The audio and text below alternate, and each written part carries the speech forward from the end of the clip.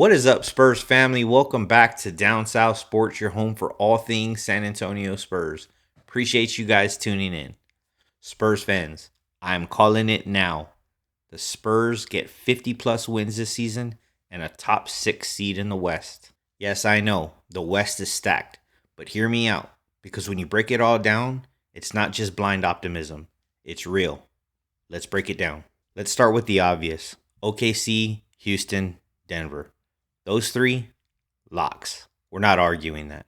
OKC is loaded with talent and chemistry. Shai Gilgeous-Alexander will be right back in MVP form, and they're set to make another title run.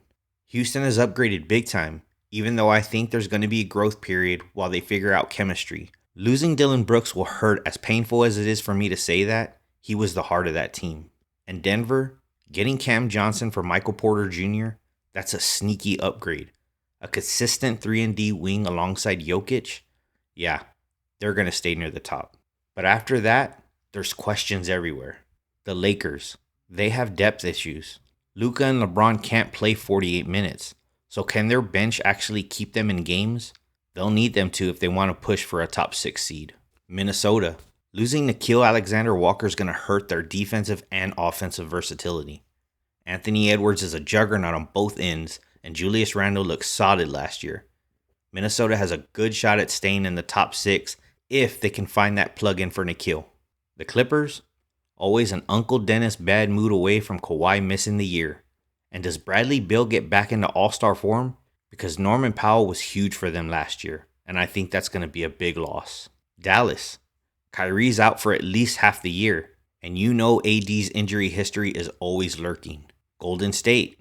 I know, Steph is still Steph, but they lost their workhorse big man in Kevon Looney. Can Jimmy Butler move the needle that much for them to stay competitive at the top? Memphis. Losing Desmond Bane, that was their best shooter and floor spacer, now gone. Huge hit. And Ja Morant is just one rap lyric away from getting himself banned for life in the NBA. Sacramento, I think they slide out of the play-in entirely. Sabonis is great, but I just don't see them sustaining consistency. Now, here's why I think the Spurs are set to make a huge leap. Last year was chaos. Pop steps away in early November for health reasons. Mitch Johnson has to step up as head coach unexpectedly, figure out rotations, integrate 2 new starters in Chris Paul and Harrison Barnes, and find minutes for a rookie in Stephon Castle who looked immediately NBA ready. Then the injuries hit. Devin Vassell, Jeremy Sohan, Trey Jones. Wemby missed time even before the blood clot. Then you go out and make a big move for De'Aaron Fox when you're just 3 games back from a play-in spot, only for Wemby to go down. Fox then to shut it down for finger surgery, and the season's basically a wash. Fox and Wemby only played 5 games together, guys. That is it. But now, a whole different story. Fox is locked in long term. Wemby is healthy. Sohan is finally in his natural role, not playing point guard, not being an undersized center. Castle, the reigning rookie of the year, ready to level up. Vassell, Keldon Johnson, and Julian Champagnie no longer have to be high-volume scorers, just consistent role guys. A savvy vet in Barnes, who's a leader and still productive on the floor, and a great mentor for these young guys on how to conduct yourself on and off the court. Our roster is deep now.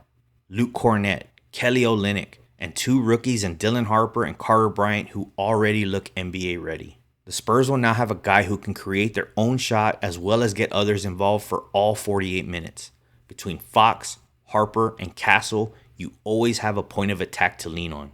That's a squad. That's balance. That's depth. And with Mitch Johnson having a full training camp as the head coach, the rotations and chemistry are going to be set from day one. Put it all together, and I'm saying the Spurs make a massive jump.